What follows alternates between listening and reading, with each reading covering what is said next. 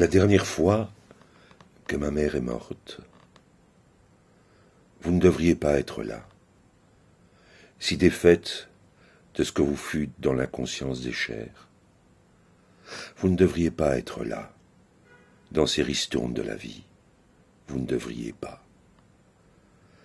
C'est au chevet de votre corps que la maladie s'est assise, et c'est aussi ma place. Souvent, elle se moquait d'elle-même. Elle faisait dans le vide un cercle avec son doigt et riait. C'était ça, son doigt dans ce cercle parfait, qui la faisait rire, ma mère. Elle montrait alors son ventre, et elle riait encore plus fort. Elle tournait son doigt autour de son ventre, et elle riait. Tout simplement et parfaitement.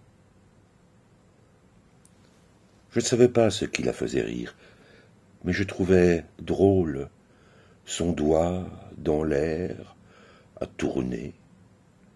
Son rire me glaçait aussi.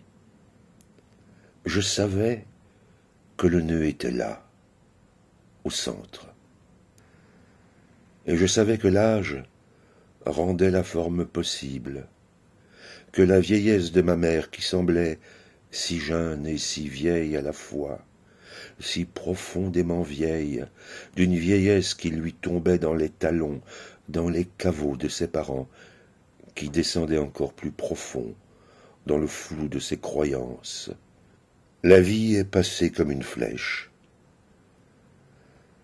Elle a transpercé le torse de mon père et vient de terminer sa course ici, dans ton corps si las, et trop encombré de tuyaux et de sondes. Tu tressautes parfois, tu toussottes, tu gémis, tu miaules, tu grognes, tu radotes. Le médecin passe, relève les derniers paramètres de la vie qui hésitent en toi, ta température, ton pouls. Sur toi,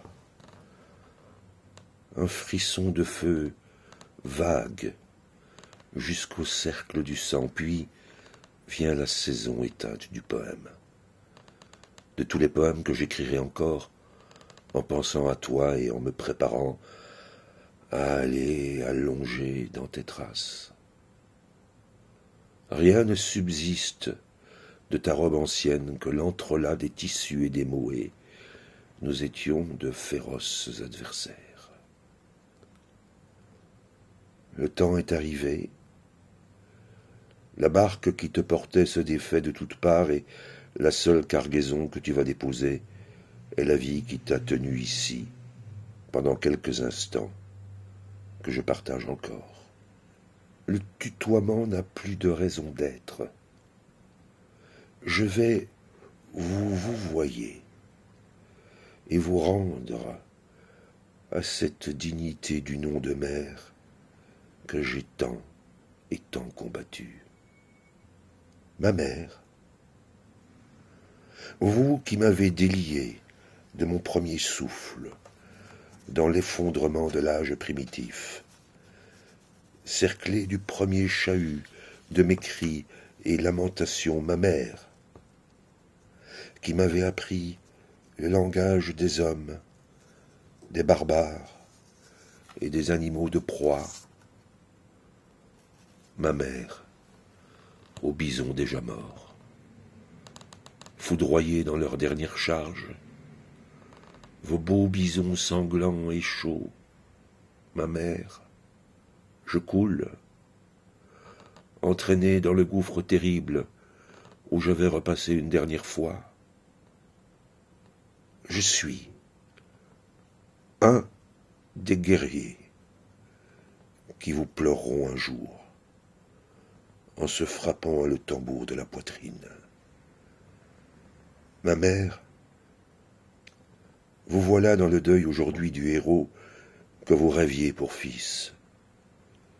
Héros d'un seul exploit, cette malédiction pure malédiction que je vais devoir apprendre à supporter. Héros d'un seul voyage, aux escales qui ont nom de fatigue, de peur, de faim, de soif et de misère. Cette malédiction que vous m'avez cachée dans ce temps très court, qui était celui de mon enfance, temps des mensonges, des beaux, des grands mensonges, du théâtre, dans l'ombre de vos robes, de votre parfum, de votre beauté. Comment jouer cela, ma mère, alors que je me noie? Vous disparaissez, ma mère. Des voiles tombent dans la plus grande douceur, voiles silencieux et sombres, jetés devant mes yeux. Vous disparaissez déjà.